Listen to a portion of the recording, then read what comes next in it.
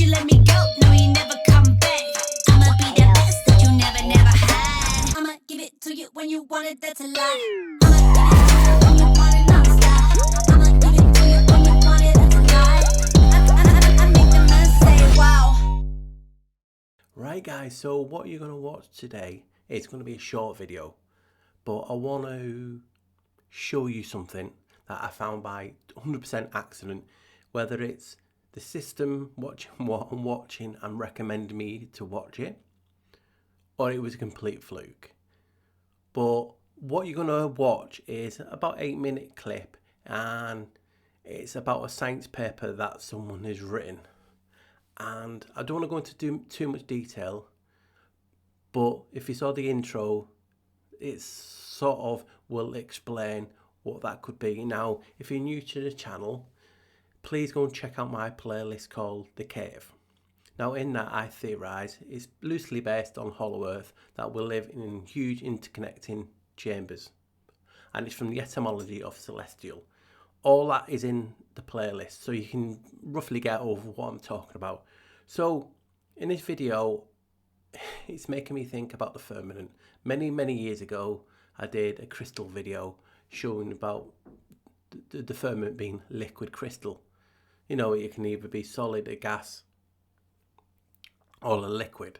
Now, in ancient times, the Hebrew word for the firmament was basically, and I've written it down here, it was Raki'ah.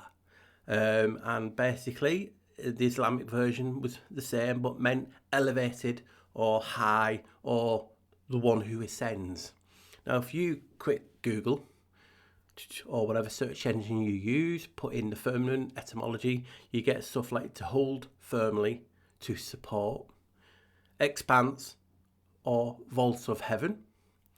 And you have one to beat out, or the arch. Now, I research a Roman god called Janus. If you're new to the channel, he's not just a Roman god, he's the god of gods. He has many faces. So all the other gods that people talk about, he is those. He is the janitor. He holds the keys. So bear that in mind. I want to show you a quick clip of me breaking down the firmament in my own way. I mean, we've only got to look at, let's say, the Hebrew one. And we could have looked at any, because most of them are quite similar. But when you look at it, the waters above the firmament and the floodgates, just have a look. You can see it, you can zoom in, I'll even highlight it here. The firmament, obviously it means something firm, but does it not look like a cave roof? And I'm talking about us being in a giant cave. We showed you images of people talking about Hollow Earth in the Kong videos and different things, and these floodgates are where the sun and that come through, and the waters. But it's firm, it's brick, it's a cave. And as you can see, the shoal and the columns of the earth, and I've talked about could they be the stalagmites and different things that we've shown in the video, and I'll go into that after this video. But here's another representation of it. Does it not look like cave maps? Just like the Idrisil, the 9 realms, looks like tree maps. You know, it's a tree, but it looks like maps of caves. Well, one way of looking at it is. But let's go back to the firmament. I don't know how to put this. You know, I do my spell etymology and I break it down, I split the words up, and it's just what I find. I'm not saying it's a fact like I never do, but obviously firm, that is obvious. It's firm, it's solid, right? That's the roof. So you're left with am and then ent. Am, also you have it in time, am, but it also means, and I'll put it on the screen, just, you know, for anyone who doesn't believe me, means to be, to remain. So we're talking about the firm roof, to be, to remain, and then ent. And if you remember, ent also means, I mean, you can find many things, but it doesn't sound as good if you use them. You can easily find them. But ent means giant. Is it talking about, again, the chamber, the prison cell being cast down the firm that is always going to be there, remain imprisoned, to remain enclosed. The giants to remain enclosed. Huh. That is just blew me away. So the firmament could mean firm, to be, to remain, and giant. Is that talking about the giant roof, the giant arch is always going to be there to remain? Well, it has floodgates, so there is some openings that you can see from the Great Milky Way. Is it talking about the prison cell that entraps the giants in this cave? There's just so many possibilities. I mean, you've even got to look at other cultures and civilizations. Obviously, the Great Rift could be a representation of Nut, the Egyptian goddess of the firmament. Again, it's like, which shows us being enclosed within a cave. It's one possibility. But that etymology and all that, to me, is just wow. And guys, I just get so excited when I'm looking into these things and just looking at the possibilities. Hopefully you guys can see the same things and get excited by the same things. Right, let's carry on. It's loosely based on what you saw today, what I've just mentioned, but it should get you ready for the 8-minute clip. Now, there's some things in this that should make you go, wow. And you'll see some of the things in it that I go, wow. And you'll understand why. So you please take into account, this is not my work. This is a channel basically reading out a scientific paper that these people are theorizing on. Now, basically, I'll give you a little clue. In it, they talk about consciousness, how everything came into existence, to technology to dome or cover buildings to protect them. Now, if you saw films like The Brick, that's on Netflix, and obviously old series like Under the Dome, you get why this has intrigued me and why I want to share it with you today. And buckle up, guys. I'll come back after you see the clips and we'll have another talk there. So bear in that in mind when you listen to this. It's not my theory. I'm not saying it's A1 okay and it's the thing. It's intriguing me because I came across it and it made me just take a step back and go, right, so people are talking about this. All right, what if the tiniest particles in the universe weren't just, well, building blocks? What if they were the first step in a huge cosmic chain reaction that leads straight to, you guessed it, human consciousness? Today, we're going to unpack a single, really ambitious research paper that suggests exactly that. It's a pretty radical theory that tries to connect everything from neutrinos all the way to our own minds. So let's dive right in and see just how deep this rabbit hole goes. So yeah, that's the big question right there. Just think about it for a second. The idea that literally everything, we're talking stars, planets, even our own thoughts, could all come from the exact same simple step-by-step sequence. It's a pretty wild concept, isn't it? So you gotta ask, where do you even start with a theory this huge? Well, according to this paper, the whole universe is built from just 3, let's call them primal ingredients. You can think of it like the ultimate cosmic recipe. So let's take a look and see what's in the pantry. Okay, first up, ingredient number 1, the neutrino. Now, in this model, this tiny, almost weightless particle isn't just some background noise. No, it's the spark that kicks the whole thing off. And the key here is something called handedness, or chirality if you want to get technical. It basically means they come in left and right-handed pairs. And the entire theory really hangs on this idea that these pairs are the very first step in this whole cosmic chain reaction. Next in our recipe is a hypothetical particle called the axion, and its job in this whole setup is super specific. Its one and only purpose is to find those neutrino pairs we just talked about and entangle with them. It's basically the cosmic glue, the thing that connects that first link of the chain to whatever comes next. And our third and final ingredient is the void. But hold on, don't think of it as just empty, dead space. Not at all. In this theory, the void is actually a creative medium. It's more like a fertile field or a painter's canvas, giving all the raw material and potential that the neutrino and axion need to start building the physical world. All right, so we've got our 3 ingredients, neutrino, axion, and the void. Now this is where it gets really interesting. The next part of the theory is all about how they come together to actually build the physical world. We're talking about going from these abstract little particles to the very fabric of reality. And here it is, the proposed sequence. It's like a domino effect, really. 1, the neutrino starts it off. 2, it interacts with the axion. 3, this happens within the void. And 4, the result is the very first form of physical stuff, 2D matter. According to the paper, this simple 4-step process is basically the blueprint for, well, everything. But it doesn't stop there. The theory actually splits this 2D matter into 2 different types. You've got cosmic matter, which is like the main primary layer of reality. And then, supporting that from below, you have geomatter.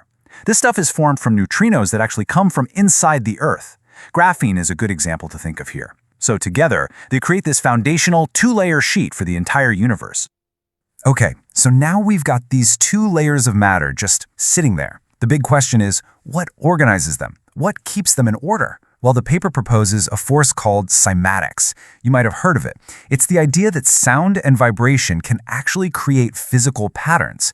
And in this theory, that's exactly what it does. It acts as the great organizer, structuring those 2 layers and, get this, paving the way for life to begin.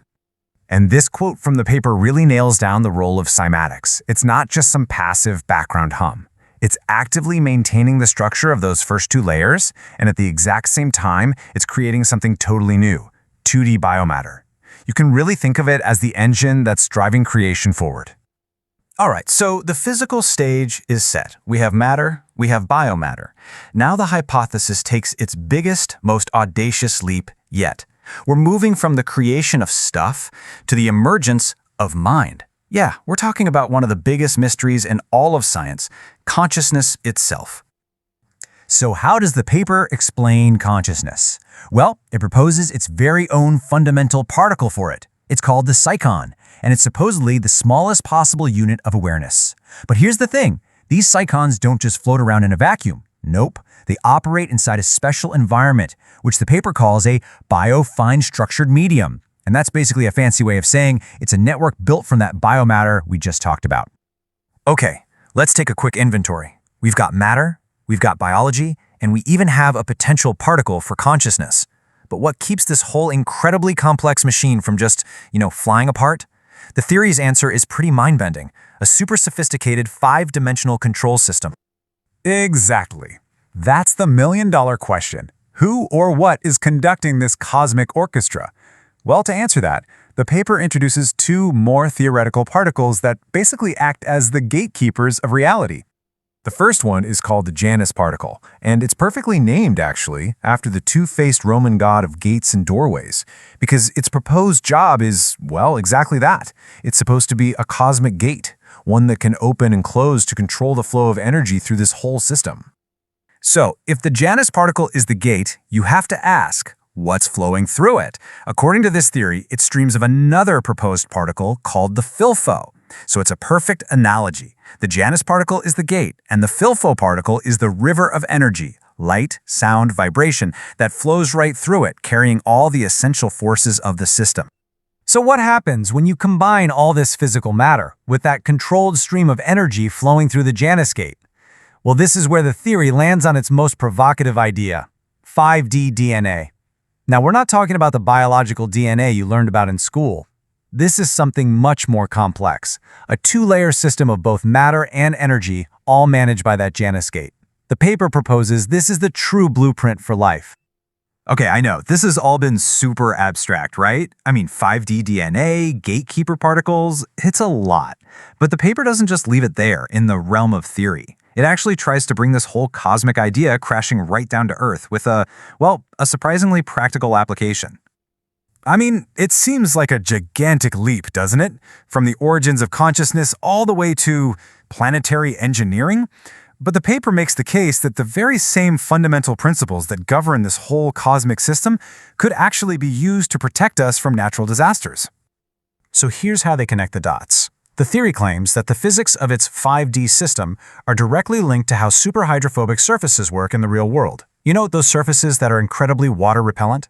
The author suggests that if we build structures with these properties, something they call a Goombad dome, we could potentially reduce the power of seismic waves and lessen the damage from things like earthquakes and tsunamis. I mean, just think about the scope of this. It's absolutely breathtaking. We've gone on a journey that started with a single fundamental particle and ended up at a potential technology for protecting entire cities from natural disasters. It's a lot to take in.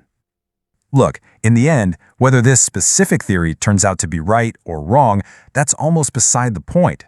What it does is challenge us to think differently. It pushes us to ask these huge questions about the hidden connections that might link the tiniest quantum events to the biggest structures in the universe, and maybe even to our own consciousness. So it leaves you wondering, what other invisible threads are just waiting out there for us to find?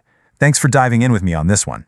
Tell me that's not made you go, wow. It made me when I watched it. People are theorising on how everything in this realm is. And they talk about Janus, who controls it. They're talking about cymatics. I mean, do you remember my old video where I said cymatics is key? And I broke down the word cymatics. And I'll show you now. I'll instruct myself. Basically, I show you that CY, the beginning of cymatics, actually comes from the old IA, which is the oldest name for Janus. And then we're talking about other things. So I want to let you watch that and get you refreshed on that, and then we'll come back and we'll carry on the wows. Matic, so split it in two. Matics means willing to learn and self-perform, or that something operates or acts on itself.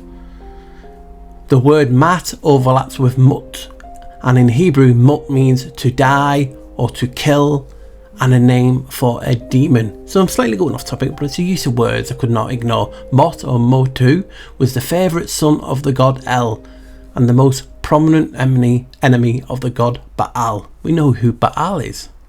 Now ik from matic can be found to mean to behave like.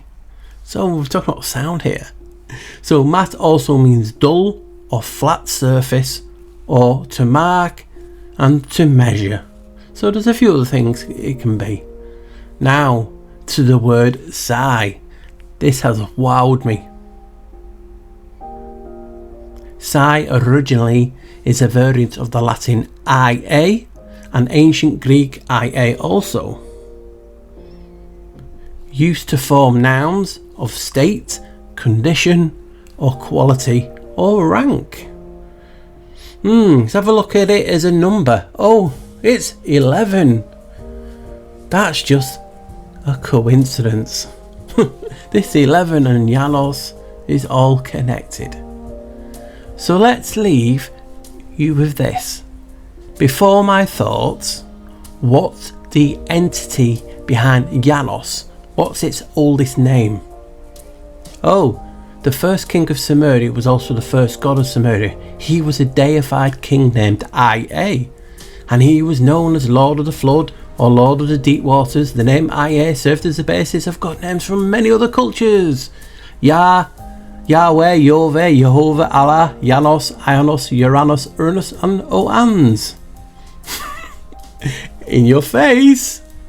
It's all frequencies, vibration, energy, and cymatics is the study of that. Does that mean it's the study of Janus? Remember, the word was made flesh and dwelt amongst us. That was John, a derivative of Janus. Could that mean there is different words made flesh walking around? Remember, anagram of the word is DOWR, which is old root word for door. I want to finish with this before my thoughts. If all the world is a stage, anagram for stage is gates. Ask yourself, who is the god of gates? Who connects AI, IA, frequency, sound, keys together? It is Janus. So guys, you can't possibly have watched that 8-minute clip and not go wow.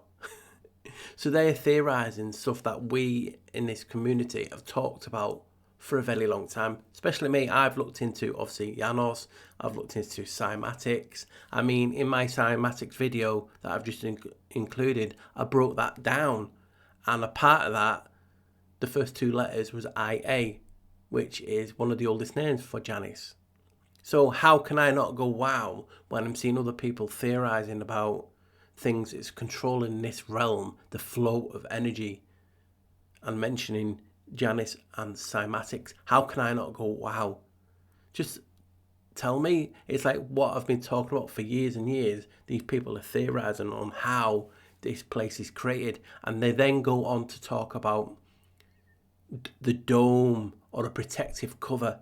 That also made me go, wow, because obviously if you have Netflix or whatever you watch, you know, your online content, that there is a film made in Germany called The Brick, where the buildings get coated in like a substance, and like graphene substance, and it's like a protective coating. Now in this they talk about damage to floods and things like this as the reason what this could be, this technology could be used. You got things like the Hunger Games, Under the Dome. All these things where a vault has been put over a town, a city. Now, like the brick is basically over the building itself. It's like a Lego type of thing. But it's the same principle that they're talking in this. And they're also mentioning Gundams. Now, Gundam basically is a Persian word for vault or dome. Now, this architecture, you can see, I've put some on the screen, is throughout this realm. And obviously they mentioned the Gundams, and could that possibly be not just over buildings, but could it be the dome, the vault that the ancients have been talking in many, many cultures since the dawn of time?